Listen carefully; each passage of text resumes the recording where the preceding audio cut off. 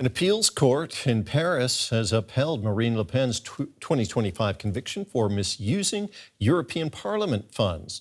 The court fined the leader of France's far-right National Rally Party €100,000 and sentenced her to a year of house arrest wearing an electronic tag. Is this the end of Marine Le Pen's hopes of becoming French president in 2027?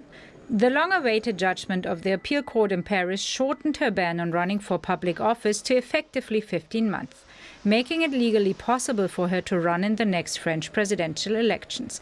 However, the far-right leader was also ordered to wear an electronic ankle tag for 1 year, which would make campaigning politically and practically very difficult. In the past, she has ruled out campaigning under these conditions. The court confirmed the lower court's finding that Marine Le Pen was guilty of misusing public funds. According to the allegations, staff who were paid for by the EU worked at least partly for her party between the years 2004 and 2016, which Le Pen rejects. Should Le Pen decide to end her political career, it would also mean a new start for her anti-migrant National Rally Party. It would no longer be the party of the Le Pen family. Today it is no longer a far-right party, but a radical right party. It would become the grand party of the French right, with an obvious emphasis on the development of Jordan Bardella's political strategy. Marine Le Pen took over her father's party in 2011, when it was called Front National. Although she has already tried to distance herself from her father's controversial anti-Semitic and racist positions, people still make these associations, says Luc Robin. Jordan Bardella, party leader since 2022 and Le Pen's protégé, is likely to run as presidential candidate if Le Pen renounces her candidacy. He stands for a different style of politics. And in fact, we'll follow a much more right-wing, liberal, authoritarian policy direction, a form of French-style Trumpism, if you will. Le Pen is expected to announce her next steps on Tuesday evening. According to surveys, both she and Jordan Bardella would have good chances of making it into the runoff between the top two candidates next May.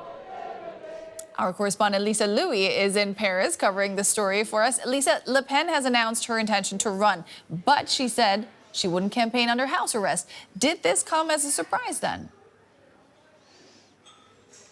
Well, absolutely, I must say, I spent all day at the courthouse today, and all the journalists there were really scratching their heads after hearing that verdict. And we were probably suspecting for her to announce that she would stand down, hand over to party leader Jordan Bardella tonight. But instead, she said, no, I will run despite this 1-year prison sentence that would be turned into a house arrest sentence. She basically said that she felt vindicated by this appeals verdict, basically because this sentence of ineligibility was so much reduced and has already run out, as you just said. So she feels that going to the next court of appeal, the Court of Cassation, that would rule probably in January next year, that would be a good idea, and she had a good chance to win and then continue to run for president for the presidential elections that will happen in spring next year here in France. How will today's verdict affect her ability to campaign? We're talking about house arrest and we're talking about an ankle bracelet. How's that campaign going to look?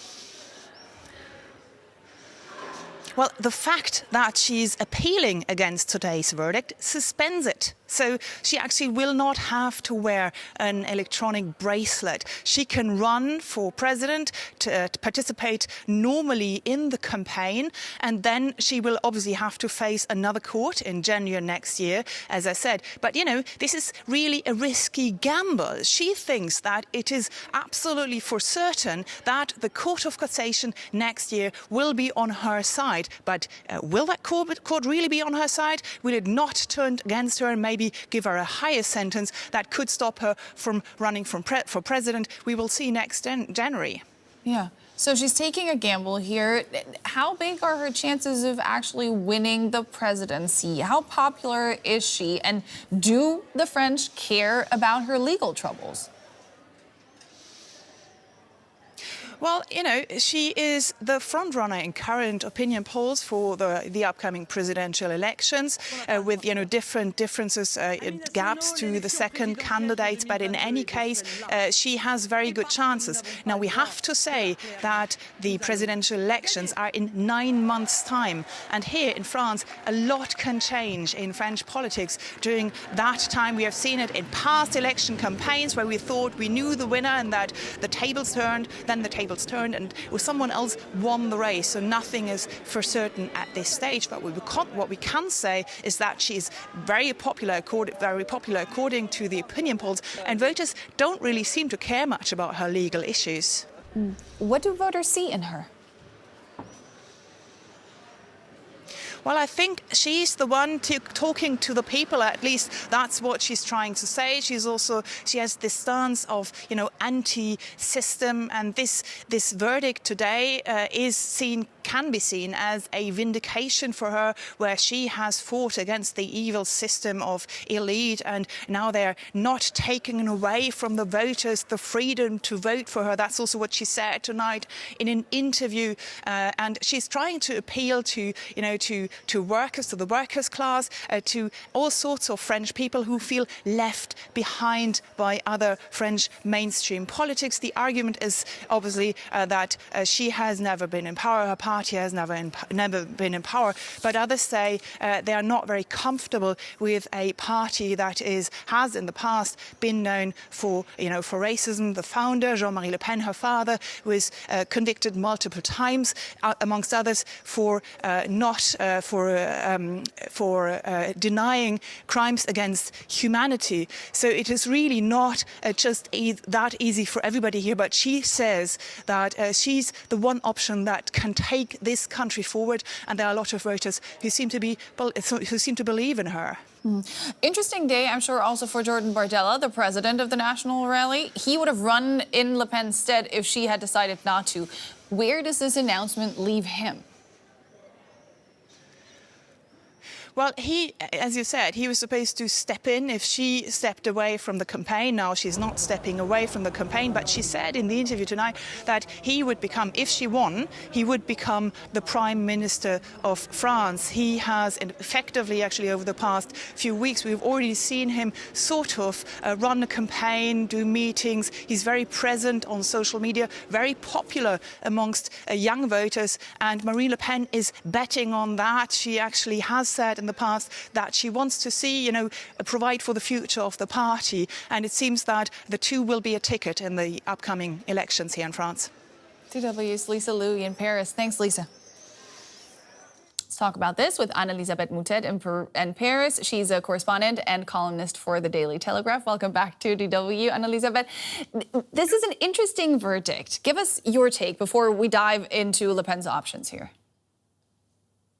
It's a very shrewd and very subtle verdict from the judges. The judges, on one hand, want to show that they are independent one way or another. The other is that they are taking into account that she has said a few weeks back in an interview that she wouldn't run with an electronic tag. So it's a nice little trap. And at the same time, they've also taken into account the fact that this ineligibility sentence, which is not, you know, which is part of the sentence. The main sentence is the suspended jail term and the bit of it that she's going to do with an electronic tag, and a fine of 100,000 euros. And that this disposition could be seen as trying to hamper justice. So they're trying to make it difficult for her, and at the same time, they're leaving her a possible opportunity. It's nobody expected it, and it's very interesting. Mm-hmm. So she is clear to run. She really wants to become the next president of France, but will she give it a shot? I think, and I mean, she does want to win. She does know now that she has a real shot at it. I also think that she was still shocked by the result from accounts that I've had, and was pondering whether to run or not. I would expect that she will eventually, because I think one of the things, you know, she has her deputy, Jordan Bardella, who's the president of the party and who's supposed to run in her place. And there were lots of polls, some of them at one specific end of the the probabilities, giving him slightly more popular than she is, but that has changed. Bardella is a young man. I think he's not even 31. He is extremely slick, but it's very obvious that he wants to be president, but he's almost ideology free. And that's not what her voters want. And they both appeal to different voters on the right. And if she runs, she will be the candidate of the have-nots. She is the MP of a constituency in northern France where lots of people are unemployed and never will have jobs again. Lots of factories have disappeared and will not be replaced. She's got a much more, I would say, left-wing attitude on lots of things, including state benefits, pension age, etc.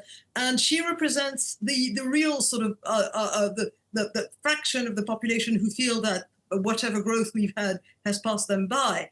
And what they say, and I went to her first rally together with Bardella after she had the sentence the first time last year, and people would talk about her saying she understands us because she's had lots of hard knocks herself. They completely understand that her father, the old Le Pen, was a sort of bit of monster, knocking his children down and then sort of pulling them up again. And they relate to her in a way that they don't so much relate to Bardella. The young people think Bardella is fantastic. They take selfies with him. He's got the sort of bright smile. He's started wearing suits that look like the young Chirac. But it's a creation of, I would say, communications skill. Not so much somebody who looks like he's had really to fight for anything in his life. Yeah, she has been the face of the French far right for a really long time now. She will be wearing an electronic ankle tag. She will be under house arrest for a year. What would her campaign look like if she chose to run? Well, first of all, house arrest is something that can be loosely limited. If she's allowed to run, it is entirely possible that the magistrate, le juge d'application des peines, who is in charge of organizing what she can and cannot do, will allow her to go campaign. She's not allowed to leave France. She doesn't want to leave France. It's a French presidential campaign. But if she can, and it will look extremely unfair if she can't, which is also interesting. It's all a question of perception now, and it's a complicated, tri-dimensional, four-dimensional chess on this one.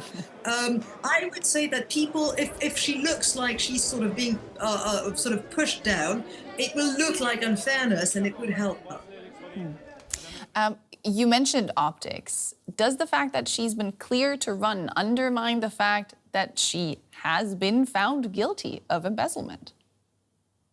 You have to realize how the French look at party finance. The party finance in France is very limited, and individuals cannot give more than 7,500 euros a year, twice that for a couple, and that's a threshold of individual gifts.